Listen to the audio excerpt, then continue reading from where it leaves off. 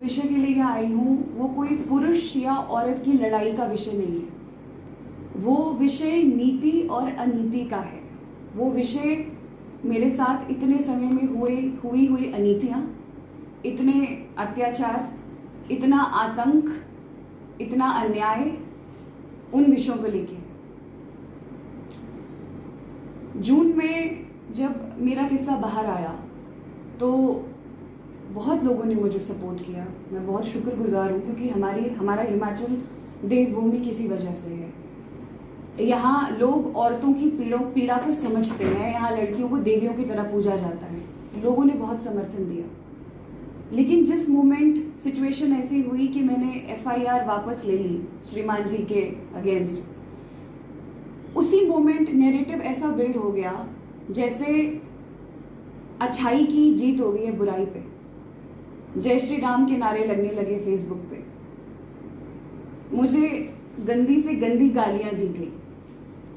त्योहार मनाए गए कि FIR वापस हो गई है तो अब बाजी जीत गए हैं, और उसके बाद तैयारी हो गई सारी की सारी शुरू घर वापसी की। FIR वापस लेने का सबसे बड़ा मेरा कारण दो थे।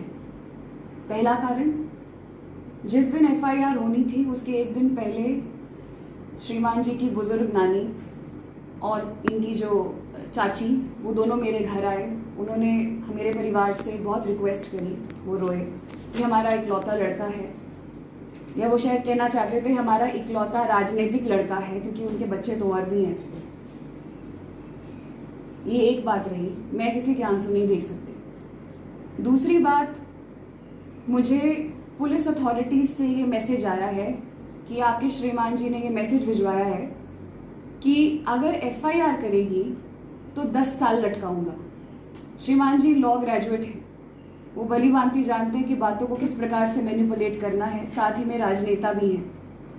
इन दो स्टेटमेंट्स को सुनने के बाद कहीं ना कहीं मैं इस तरह की सिचुएशन में आई कि मुझे FIR वापस लेने लगी, मुझे लेनी पड़ी, क्योंकि मैं किसी की रोजी रोटी पे लात मारना ये मेरे संस्कार नहीं है, का हक है।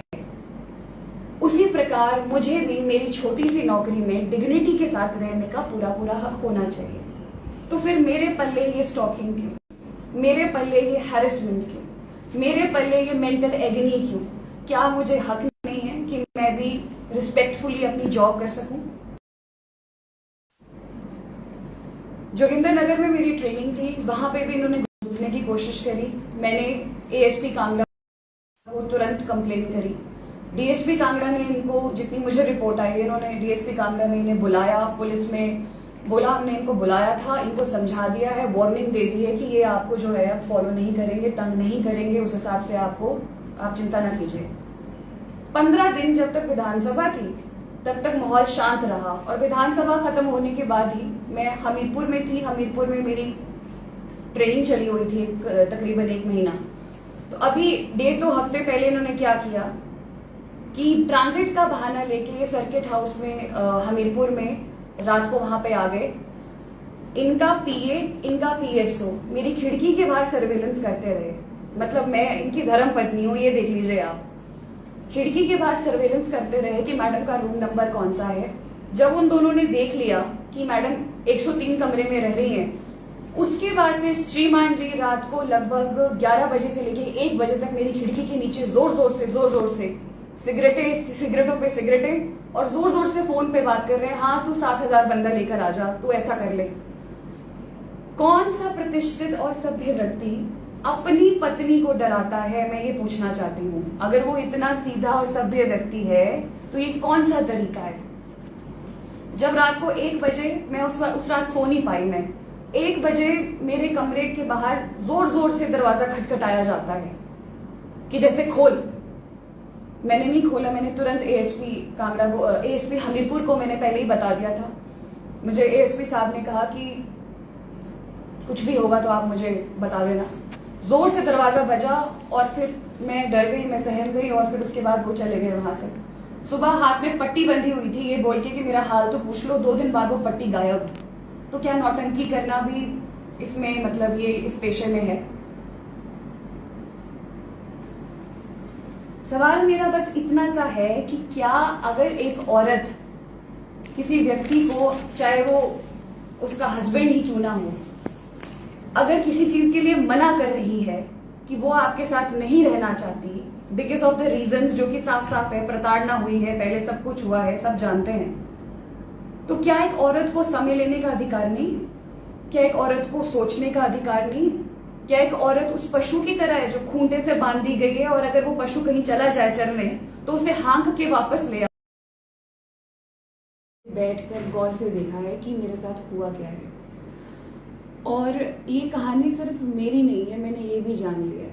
इस दौरान में हिमाचल की इतनी बेटियों के मुझे मैसेज आए, इतनी लड़कियों के, इतनी मेरी बहनों के मुझे मैसेजेस आए हैं कि उनके साथ घरेलू हिंसा किस हद तक होती है, उनके साथ क्रूअलिटी किस हद तक होती है, उनके साथ उनके पति या जो इन लॉज हैं वो किस हिसाब से उनको मेंटल टॉर्चर करते हैं, हरास करते हैं। और सबसे ज़्यादा पीड़ित वो महिलाएं हैं जिनकी छोटे छोटे बच्चियां हैं, जिनके लालन पोषण के लिए उनके पति जो हैं वो अपना हाथ पीछे खींच लेते हैं और उनके पास कोई भी ऑप्शन नहीं होता, क्योंकि ना ही वो फाइनेंशियली इंडिपेंडेंट होती हैं। वो महिलाएं सिर्फ और सिर्फ ये सोच के उस घर में रह जाती हैं कि हमारे पास कोई ऑप्शन नहीं है। जाओ, अब बचा ही क्या है, क्योंकि डर ही नहीं है, डर ही किसी बात करने की कोई उनको कोई बोलेगा।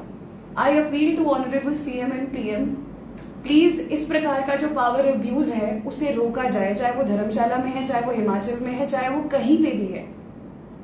और एक और बात, I appeal to public as well, कि एक औरत बहुत कुछ सोच के समाज में सामने आती है, तो जब वो बोलने की हिम्मत रखती है तो आप उसकी इस हिम्मत को तोड़े ना। जब ये इंसिडेंट हुआ था तो उस समय लोगों ने कहा कि पहले मार खाई थी तो पहले क्यों नहीं बोले, फिर लोगों ने कहा कि अब मार खाई है तो अब वापस क्यों नहीं जाते।